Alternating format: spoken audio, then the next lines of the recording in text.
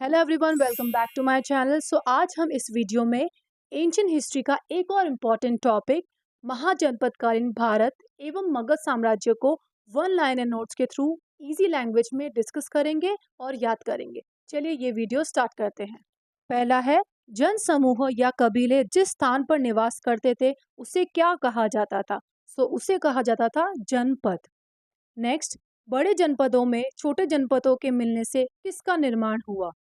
यहाँ पर महाजनपदों का निर्माण होता था। यानी कि जब छोटे जनपद बड़े जनपदों के साथ में मिलते थे तब वे मिलकर महाजनपद बनाते थे। नेक्स्ट, महाजनपदों की संख्या कितनी थी? हमें याद रखना है 16 महाजनपद थे। नेक्स्ट, 16 महाजनपद की सर्वप्रथम जानकारी कहाँ से मिलती है? हमको याद रखना है ये जानकारी बौद्ध धर्म के अंगुत्तर निकाय से मिलती है। याद कैसे रखना है? 16 अंगूर है, इसका मतलब क्या है? 16 महाजनपद की जानकारी बौद्ध धर्म के अंगुत्तर निकाय से मिलती है। नेक्स्ट, 16 महाजनपद की राजधानी क्या क्या है? अब हम 16 महाजनपद के नाम और उनकी राजधानियों को डिस्कस करेंगे। सबसे पहले हम 16 महाजनपद के नाम ट्रिक के साथ में याद करेंगे ताकि आपको सभी नाम याद रहे और बाद में उनकी राजधानियां डिस्कस करेंगे। ये ट्रिक है, अंशु अब मगध अवंती कुरुम का मत्स्य 5 गांव को चेक करवाएगी। अंशु, अन से हो गया अंग, शू से हो गया आपका शूरसेन। देन अब कह सकते हैं या अव कह सकते हैं। अव में अ से अश्मक, व से वज्जी। उसके बाद में आ गया आपका मगध अवंती कुरुम। कुरुम में कुरु से कुरु और म से मल। का से हो जाएगा काशी। मत्स्य, मत्स्य का मत्स्य। 5 गांव, 5 में से पा का पांचाल। गा से गांधार। व से वत्स। को से कौशल। चेक करवाएगी में चे से चेदी और क से कंबोज।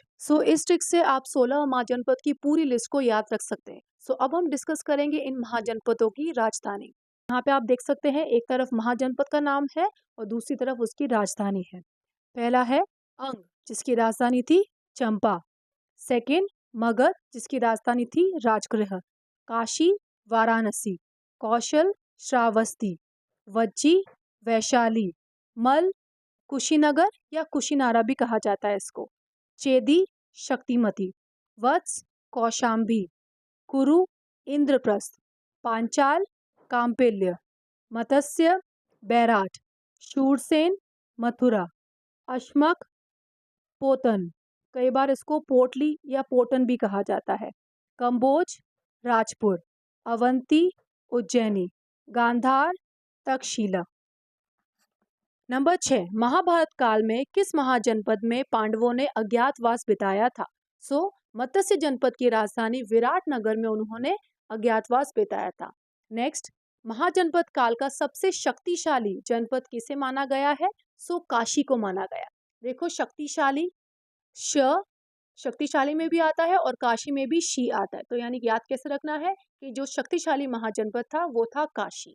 नेक्स्ट, रामायण काल में किस महाजनपद की राजधानी अयोध्या को बताया गया है? कौशल। कौशल की जो राजधानी थी वो उस समय थी अयोध्या। नेक्स्ट, बौद्ध काल में कौशल की राजधानी किसे बताया गया है? श्रावस्ती को। नेक्स्ट, महाभारत में उल्लेखित राजा शिशुपाल का संबंध किस महाजनपद से था? चेदी महाजनपद से था शिशुपाल का। शूरसेन के किस राजवंश में श्री कृष्ण का जन्म हुआ था?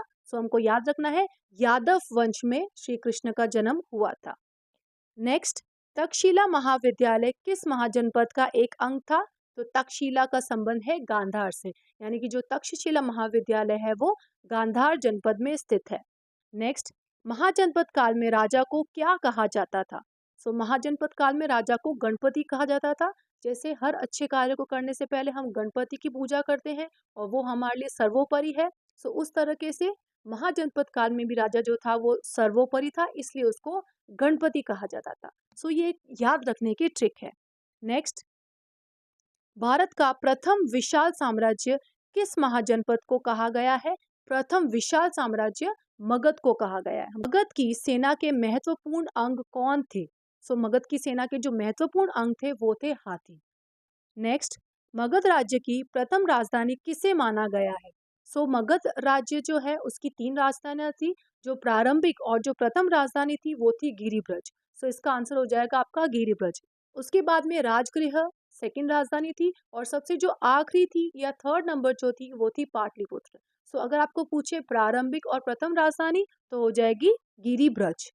नेक्स्ट, मगध राज्य के उत्थान व समृद्धि में किसका सबसे महत्वपूर्ण योगदान माना गया है? सो यहाँ पे महत्वपूर्ण जो योगदान है वो अजातशत्रु का माना गया है, जो कि हरण्यक वंश से संबंध रखते थे। किस वंश के शासकों ने मगध की सेना में वृद्धि की? नंद वंश। सो नंद वंश के 2 मुख्य राजा रहे हैं, एक तो थे आपके पद्मानंद और दूसरे थे घनानंद। नेक्स्ट, नंद वंश के शासन के पतन का मुख्य कारण क्या था? सो इसका मुख्य कारण था अत्यधिक कर। यानी कि जो नंद वंश के जो राजा थे वो दुराचारी भी थे और अत्यधिक कर लगाते थे, इस वजह से वे लोगों में अप्रिय हो गए थे। नेक्स्ट, ये हमारा लास्ट है, नंद वंश के बाद मगध का राजा कौन बना? सो नंद वंश के बाद में चंद्रगुप्त मौर्य मगध के राजा बने, जिन्होंने 322 में घनानंद जो कि नंद वंश का शासक था उसे हराकर यहाँ पर मौर्य साम्राज्य की नींव डाली। सो आज की वीडियो में बस इतना ही। आई होप ये वीडियो आपके लिए यूजफुल रही होगी, और अगर आपके लिए ये वीडियो यूजफुल रही है तो प्लीज़ वीडियो को लाइक करके मेरे चैनल को सब्सक्राइब करें। और हाँ, मैंने वैदिक सभ्यता और संस्कृति पर वन लाइनर वीडियो बना रखा है, जिसका लिंक डिस्क्रिप्शन में है, आप जाके देख सकते हैं। Thank you.